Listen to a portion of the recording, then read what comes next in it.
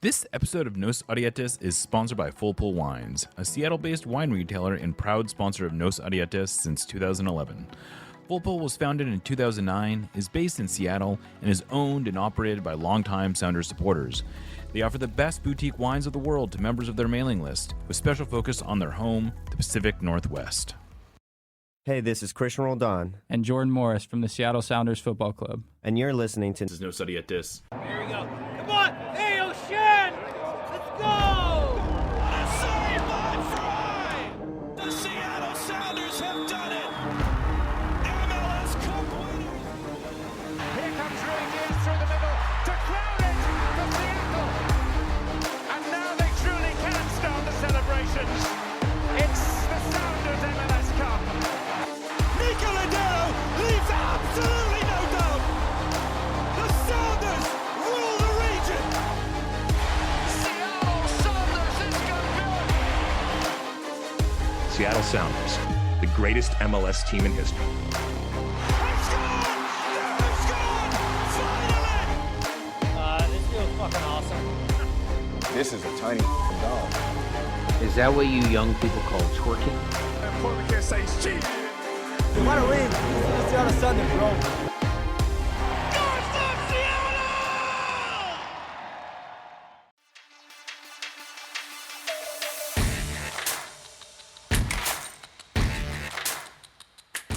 Welcome to another edition of Nos Audietis, sponsored by Full Pull Wines, Watson's Counter, and our Substack subscribers. This is episode 415, and we're recording on Thursday, July 13th, 2023. I am your host, Jeremiah O'Shan. Joining me today is a friend of the show, Mark Kastner, and of course, our producer, Lickett. Hey, remember all those good vibes from a couple days ago? Those seem to be pretty much gone after the Sounders looked very flat in a 2-0 loss to the San Jose Earthquakes. Going with a very lightly rotated lineup, the Sounders looked like a team that was not anywhere close to its best. And that's probably as good of a place as any to start, Mark. Do you think Brian made a goof by not rotating the lineup more? Yeah, I kind of feel like it was like caught between two stools or whatever the saying is, where it was like you rotated a little bit, but maybe didn't rotate enough or didn't go strong enough. Yeah. It just kind of felt like, I guess I could understand how he got to every decision that happened. Yeah, for sure. I think like in isolation, like it all makes sense, but then none of the pieces worked together. Yeah, so the only two changes he ended up making, in case folks out there don't realize it, he switched out Hebert for Raul Rui Diaz and Cody Baker for Alex Roldan. Now, both of those were pretty straightforward decisions in terms of why they didn't play. Alex Roldan had just played 5 games plus the Vancouver game in the span of about 3 weeks, and he had traveled like almost 20,000 miles during the process of all of that. And so I think he just needed some rest. Rui Diaz is still sort of like in a vague minute restriction where my suspicion is that the trainers just straight up don't want him playing too much in close proximity. And that's just, they're trying to keep him healthy. They're trying to manage his workload because he has struggled to stay healthy so much this year. And so they're just doing anything they can to keep him healthy. And so I think those two decisions made sense. Where I had a little bit more concern was, and it's not all hindsight, I from all week has been saying, like, look, you got to rest Nico Ladero. We got to stop doing this thing where we play him 3 times in a week. João Paulo, who actually I think João Paulo was okay in this game, but I would have liked to have seen him rested. Obed Vargas has not really been that great anyway. Give the kid a break. Maybe if you're gonna use João Paulo, why not use Josh Atencio next to him? Nuhu was one who I also would have liked to have seen rotated, in part because what I thought made the most sense was sliding Cody Baker off to the left and then using Reed Baker Whiting on the right, because he is so much more of a analog, I think, for Alex Roldan's style of play. Like, Cody Baker does a lot well, but one thing he hasn't really shown is an ability to get forward and to essentially be the farthest guy forward during the buildup, which is what they ask Alex Roldan to do. And he's just not super effective once he gets up there. And, it was working okay for about 15, 20 minutes. The Sounders started strong, and then completely against the run of play, Yamar takes down Christian Espinoza, and they convert a penalty. And from there, it was really just a bit of a mess. Yeah, and it just like the whole thing about rotation or not rotation or whatever. To me, the most important thing when you're playing a team like San Jose is, do you have the legs on the field to match what they do? Right. Because they're a Luchi Gonzalez team who Sounders fans may remember, those Dallas FC or FC Dallas teams, excuse me. And it's just a lot of running all the time. Right. That's just what the team does. And with the choices that Brian ended up making, is there were no legs on the field. Right. Anyway. Right. The only person that had legs was Cody Baker, and he was just playing right the whole time because Nico Hodero was just somewhere else. Right. And I get why you play Baker on that side, because Lodero's going to not be responsible defensively because of how aggressive he is in just kind of going on an adventure, so to speak. But it just there just wasn't enough there. And like the sequence that led to the penalty was exactly why I think you and I have both been wanting to see Josh Atencio play instead of Obed Vargas, because Obed is not the most athletic dude. I know he's 17, and I don't want to get into like his ability so much, but like, you just can't leave that level of responsibility in the midfield to a kid in a game. There was a lot of chasing going on during that whole sequence. And basically what happens in the sequence that leads up to the penalty is it comes from a sequence where the Sounders have the ball in and around San Jose's box. They turn it over. San Jose is able to get the ball up to the halfway line very quickly. And then it's just basically a 3-on-3. And Obed Vargas makes probably 6 decisions wrong in the space of 5 seconds. And it's like, yeah, of course he's going to do that, because and I don't know if Josh Atencio would have done anything differently. I would have hoped he would, but you just like, it does not seem like they're putting Obed Vargas in a situation to succeed in games like this. Yeah.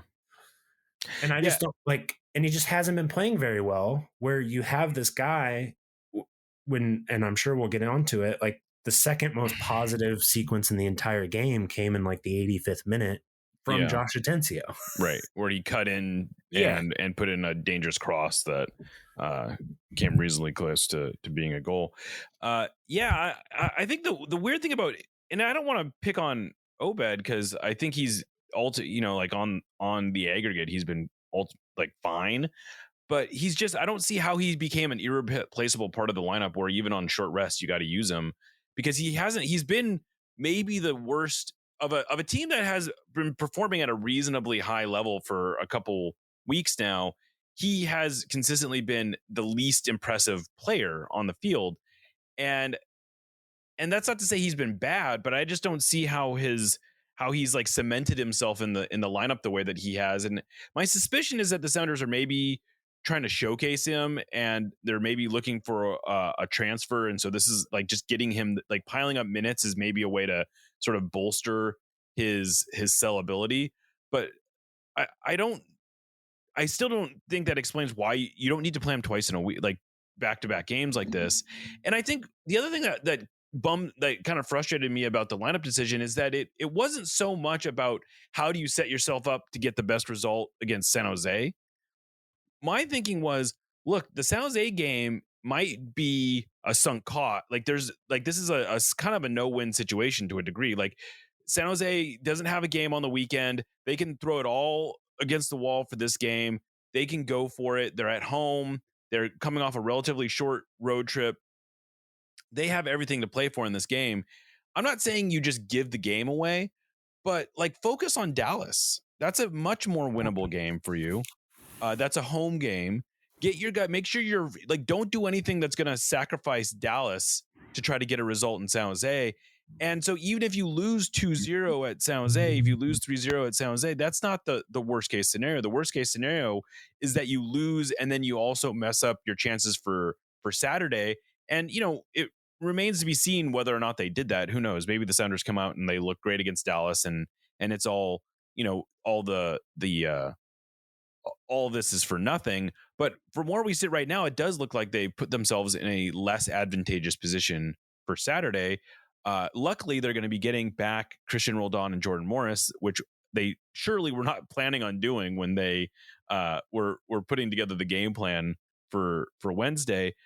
And so maybe they can that will help mitigate some of their challenges. But yeah, I mean, I think that's what my big frustration was, is that they sort of, like, lack of a better term, they got a little greedy and they thought, like, oh, what if we can go into the break on a 4-game win streak, instead of being like, it doesn't, like, a 4-game win streak is not as important as, like, making sure we secure these points.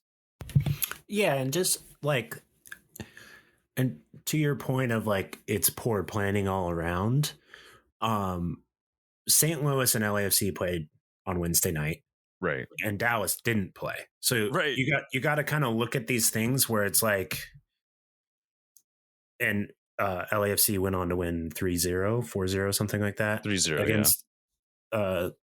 against St. Louis. So if the possibility is this is like a 1 or no point game against San Jose, which, like, it just kind of is, and you have to make those decisions in MLS, that either St. Louis is going to break away, or what's more likely, because of St. Louis's injury situation, is LAFC is going to get a huge bump from beating St. Louis at home, which they did pretty comfortably. You have to look towards the weekend with Dallas in kind of a bit of an injury crisis, although they're getting back national team players that they didn't necessarily. They're going to get Jesus Ferreira, but Ferreira played, I think, more minutes than anyone else. I mean, he's coming off back-to-back 120-minute games. Yeah, and missing penalties and such. So maybe he just needs a vacation. Poor guy. I know another Jesus that took a 3-day vacation and came back better for it. But yeah, it just seems like that San Jose game was really hard to win. Right. In the best case scenario. Yeah. In the best case scenario. And they didn't. And they kind of blew their steam out. And now it's looking like a very, very winnable game. Dallas at home. Dallas hasn't won in Seattle in like 19 tries or something like that. And it's like, now that game looks like a draw feels okay in that situation. Yeah, I mean, I think that exactly. That's sort of the situation, is that you took a game that should be really winnable and you turned it into a more complicated game than it has to be. And there's not really a compelling reason for it, other than, wouldn't it have been great if we could have rode this momentum? And I don't know, I'm a little skeptical of the idea that momentum carries over from one game to the next that much. And sure, it would have been a great little story to tell, to be like, yeah, we went into the break on a 4-game winning streak and we're sitting in first place. And yeah, sure, those are all great things.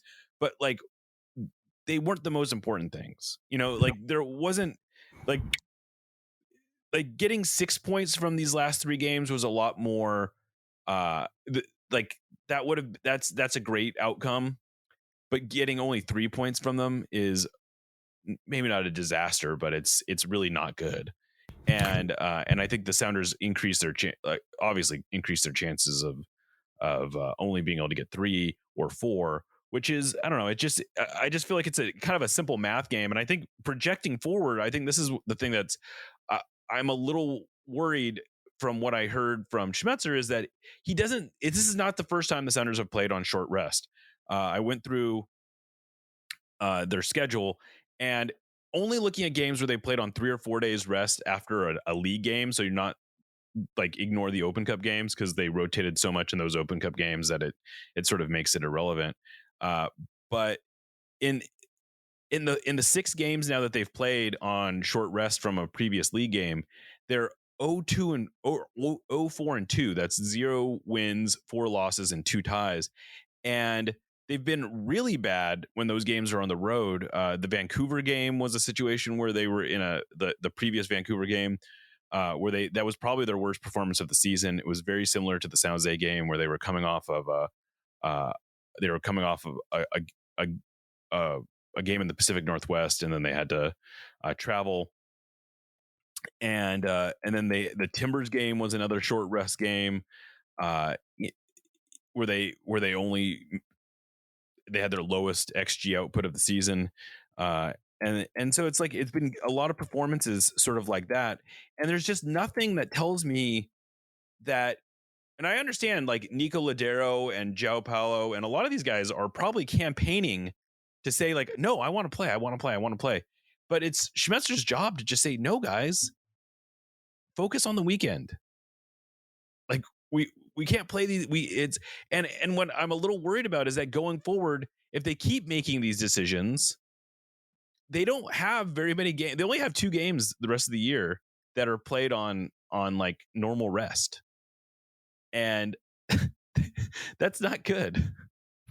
No, and I just kind of like wonder the messaging from Smetcher that really kind of like bothered me in this last week is when asked about why like basically no substitutions happen against Vancouver right, like until the like 85th minute or whatever it was. 90th until stoppage time. Yeah. Okay. So like no substitutions happened there. And then when he was asked about that, he says like that group deserved to be on the field to win the game, which right.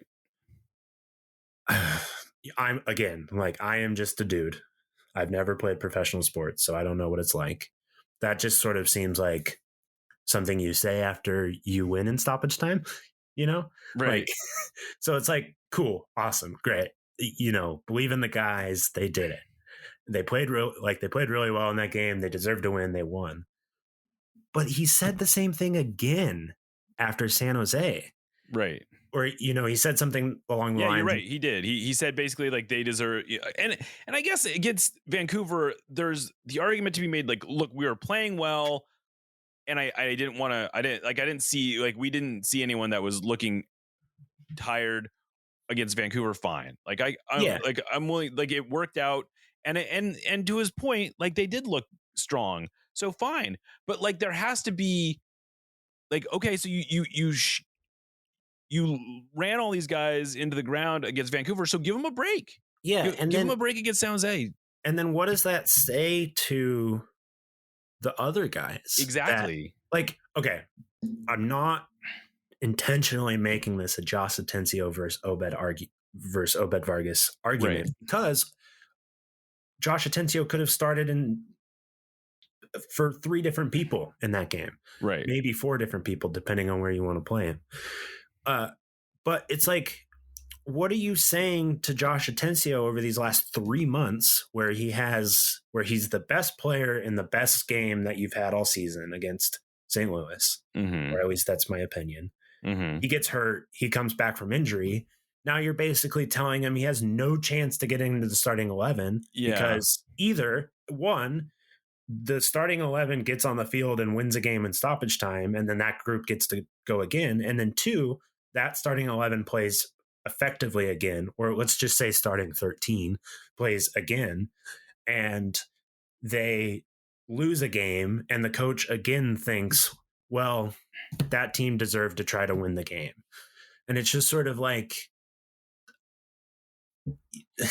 it's just like such a knock on the confidence right. Well, and I agree. It's like, what are you telling, you have all these young players who, I guess you can say like they haven't done enough to win more minutes. Okay, fair enough. But if you continue to not give them minutes, how are you going to, like, Reed Baker-Whiting is not getting much playing time. Whatever you think of Dylan Tevez, okay, fine. Maybe Dylan Tevez hasn't played well enough to earn a ton of minutes. I can accept that. But like at some point, don't you just have to sort of like use your bench? You just had like you're sending a horrible message, I think, by not using these guys, especially when you have a Josh Atencio who you just can't convince me can't hang with the starting group, especially when you're starting a 17-year-old instead. Right. A 17-year-old who's not playing out of his mind, by the way. Yeah. And it's like the complete opposite of that, like that vaunted Austin FC game from a couple years ago. Right. Where at that time, like that was that 2021? Yeah. 2 years ago that where, you know, they started the most homegrown kids at the time or whatever. And it was like, if you go and look back at the schedule and like the situation the Sounders were in, it's like normal place for the MLS schedule to be like that now. So it's a little bit like, well, what's the big deal? But it's like, how do you go from being the coaching staff that sent the message to all of those reserve players and all of those kids that we believe in you? Yeah, at that time, and now you don't? Right. And again, I'm not at training every day. I'm not in the locker room. I like, maybe these guys just suck. I don't know. But I find it hard to believe, basically. It's like, how can you not get, how can Josh Atencio not be good enough to start 2 games this week, or at least 1 game this week? Right. Yeah. And I will say that the Sounders' current situation is compounded by other factors. The fact that they haven't had Morris and Roldan, the fact that they have, you know, that Arriaga is hurt, that they have, you know, guys like Sota Kitahara and Ethan Dobler are also hurt. But I have a hard time believing that they're the ones that would be knocking on getting into the field based on what we're seeing. But yeah, I mean, I think what's just so frustrating is the message that it's sending. And it does feel a little bit like we're falling into the same trap where last year, one of the big takeaways at the end of the year was maybe I was too, like Schmetzer said, maybe I was too nice. Maybe I was too willing to default to my starting 11 is the starting 11. And I'm only going to veer from that when I'm forced to. And he was forced to do it a lot, but I feel like we're sort of falling into that same trap where he's sort of got his 11 to 13 players he sees as starters. And it's really going to take something to force his hand to veer away from that, and I just feel like it's sending the wrong message. It's not doing enough to build the depth of the team. And I am a little worried that, you know, I think this team is going to make the playoffs. They're probably going to make the playoffs comfortably. They may even be able to make some noise in the playoffs, but it's not just about how do you get the best result today. It's how do you ensure the best results tomorrow. And I just don't think they're doing a very good job of that right now. And it's frustrating to see. And this was just, I thought, a really good example of what I'm talking about, where like they could have made some very reasonable rotations and still put out a competitive team. And I think, you know, maybe you make changes at the end of the game to try to steal a result, but they just had nothing. You know, they had nothing coming off the bench. And it's, again, we're in the same situation where we had last year, where the Sounders weren't really getting a lot of contributions off their bench. Same thing this year. They're maybe a little deeper in terms of where they're getting production from, only because, you know, Leo Chu has sort of has blossomed into essentially like a 12th starter. But I don't know. It's very frustrating. Very frustrating. And I think your point about it's not just about winning today, it's about winning tomorrow is really spot on, especially if, you know, our assumptions about why Obed Vargas is playing so much are true. Right. If you're trying to like sell the kid for a lot of money, cool. That's great. I'm like really on board with that kind of pipeline and all that. But you still got to focus on winning the games today. Right. And on top of that, you have a 34-year-old club captain who is out of contract in like 4 months. Mm-hmm. And there's no movement on that at all. So if the signal there is that he's not going to be around for very much longer, what's the point? He's not playing Yeah, playing particularly well. You're playing him out of position. Right. It's like, It does seem a little going on here? counterintuitive. I agree that it's like it seems like what's happening right now. If I'm to read the room, what seems to be happening is Brian Schmetzer feels like Nico Ladero gives them the best chance to win tomorrow or win today, but the front office is wholly unconvinced that they want to bring him back. I guarantee they don't want to bring him back as a designated player. I imagine that they are on the fence about guaranteeing anything to Nico Ladero beyond this year, especially if that's going to take away resources that they think they can spend elsewhere. And so what that sticks them in the cycle where they're really reliant on him in the short term, but they have absolutely no future plans for him. And so that's sort of like holding back their ability to plan in the future by being so reliant on him now. And it's not like he's playing like he looked really good, I thought, against the Whitecaps. He looked pretty good against the Dynamo. And those are reminders that he still can be an effective player. But I'm sorry, he just is not. He's not the kind of player who you should be as reliant on as they are right now. Yeah, and to kind of throw everything out the window to accommodate him in this position, which it's kind of funny to even just call it a position because he's just playing. It is not a position. He is on the field. Yeah. There was a moment in the second half, like 5 minutes after San Jose scored their second goal, which, fair, whatever. That kind of thing happens once every 15 years or something like that. But he was just like, it was right when like Leo Chu ran into that guy and like got the wind knocked out of him. Mm-hmm. And Ladero was just standing on the left, just over there. Yeah. Just standing there and like waving his hand for the ball. And there's like nobody on the field that can hit that switch. There's nobody on the team that could hit that switch. And it's just like, maybe he can, but it's just like, what and I'm not a body language expert and I don't think anybody is, but there's just like clearly so much disconnect around him. Well, yeah, I think, and Nico, I think is upset. He gave an interview the other day where he basically said he wanted to be playing in the middle and he wanted to be playing every day and whatever, like kudos to him. He's a competitor.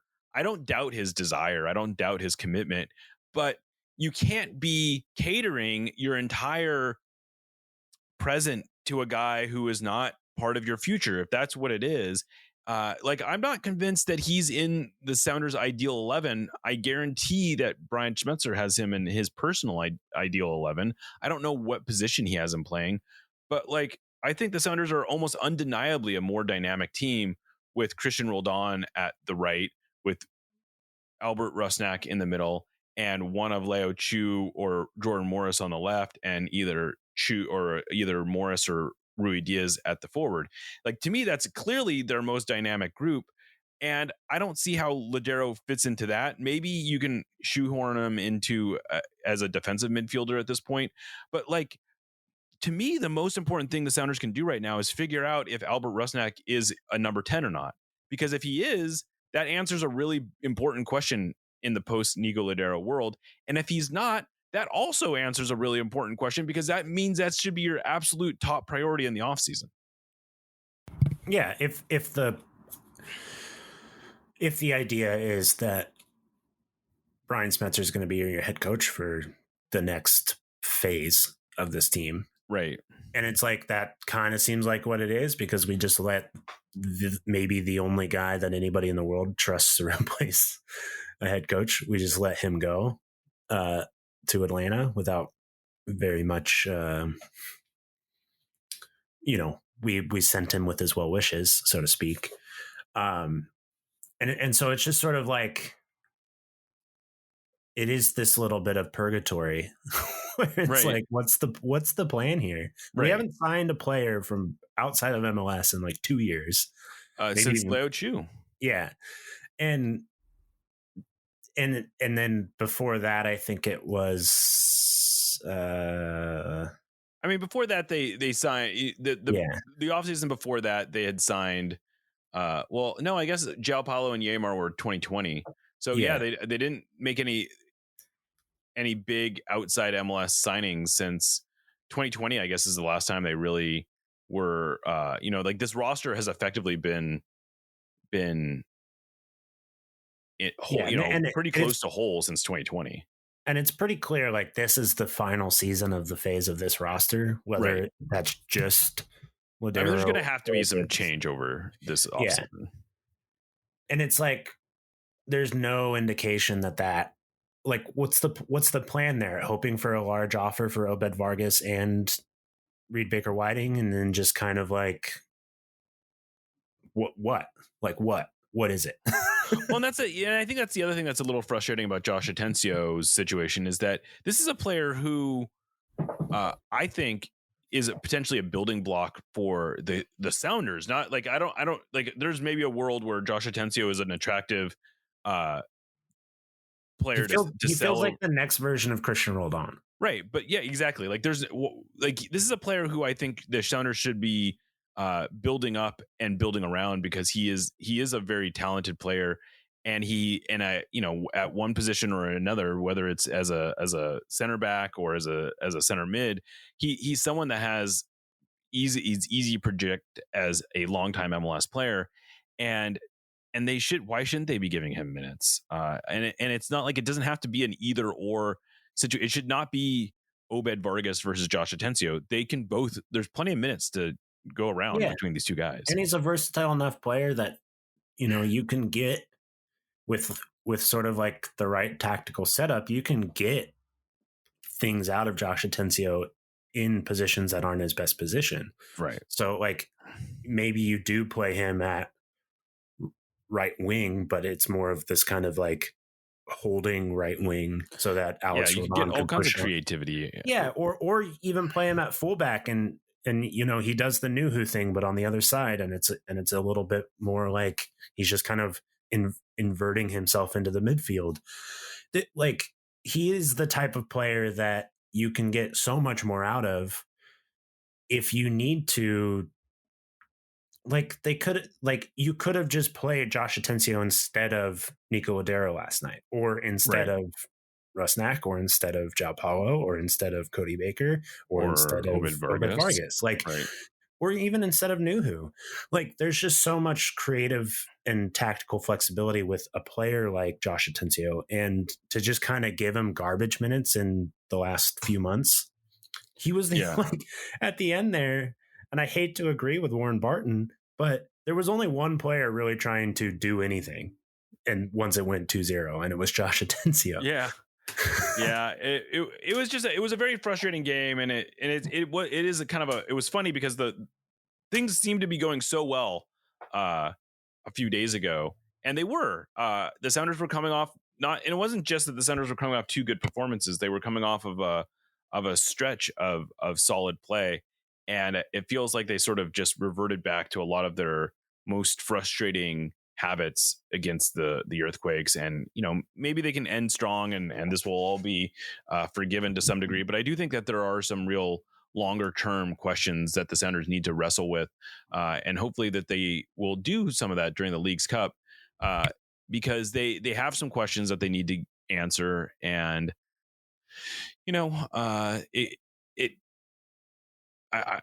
this can still be a positive season, but I think they have to start making some tough decisions.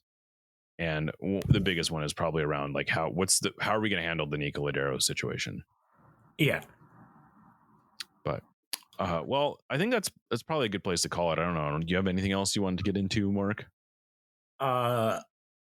No. I just want to see Josh Atencio play more. That's like I do too. That's like my pet project right now. Right. And like Leagues Cup, we've said it before, but Leagues Cup poses an interesting challenge because the Sounders are in a tough group. RSL looks very good. Monterrey is always strong, and it's entirely possible that the Sounders don't get out of the group stage, and then they're going to have like a month off if that's what ends up happening. And I think that's probably like my preference is they either lose in the group stage or win the entire thing. What I've been saying is like I would like them to either win it or to get to play one additional game after the group stage, because I feel like that's almost too long of a break if they don't get out of the group stage. But when's the I guess a curious thing about this, and just humor me while I Google something. When's the transfer window close? The transfer window closes on August 5th, which is shortly after it's during the Leagues Cup. Huh. That's interesting to me, because if they lose both group games, and they would be out before the end of the Leagues Cup. Let's just say a new signing was to happen. It would give that signing a month to get comfortable with the team and training. Yeah, there's something if they were to do that. My expectation right now is that they're probably not going to make a big signing, but I would love to be wrong about that. We're going to talk to Craig Weibel tomorrow, Friday. He's going to have his first availability in quite some time, and we'll ask him a lot, I'm sure, about all of this stuff, but we'll see. Yeah, I was hoping, like I wrote in the preview of this game, that like a loss or a draw is fine as long as like nothing outrageous happened. Yeah, and I underestimated what apathy could do. Yeah. And now it just seems like, something outrageous did happen. That second goal San Jose scored was insane. But San Jose was going to win that game 1-0 no matter what, it seemed like. Right. So I didn't anticipate how bad the vibes would be staying up until like 12:30 on a Wednesday night to watch that game. Well, that is one thing I am reminded of, is that there's almost no amount of positive vibes that can counteract the negativity that comes with just even one bad performance. And that's unfortunately the state of affairs right now. Either the Sounders are going to win MLS Cup or they need to blow up their entire roster. Like there's really no middle ground. Like the boy who cried wolf eventually did see a scary dog. Like that's the kind of that's the part of the story nobody really talks about. Right. Exactly. Like he did eventually. You're right. If you're an eternal pessimist, eventually you'll be proven right. Yeah. So, and the end of this season might be when all of those commenters and people on Twitter are right. Like, naturally your best player ever and club captain leaving does sort of facilitate the change. Yeah. Or your 37-year-old goalkeeper being 37 years old. So, right. Anyhow.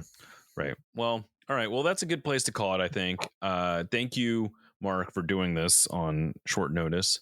Sure. These multi-game weeks are always a bit of a challenge. Did you have any thoughts on Dallas before we go? No. Jesus returns. Yeah.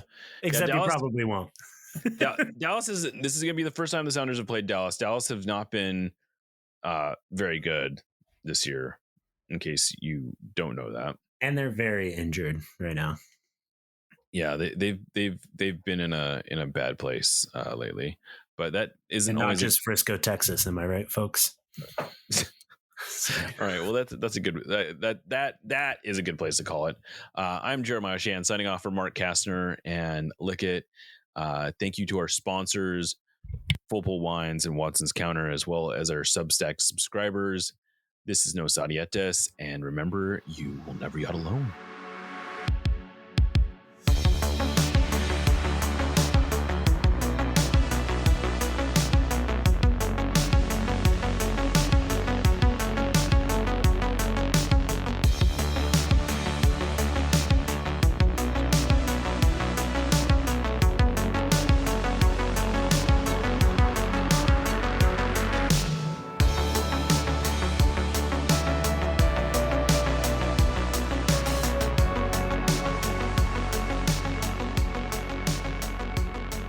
We love you. Let's win another one!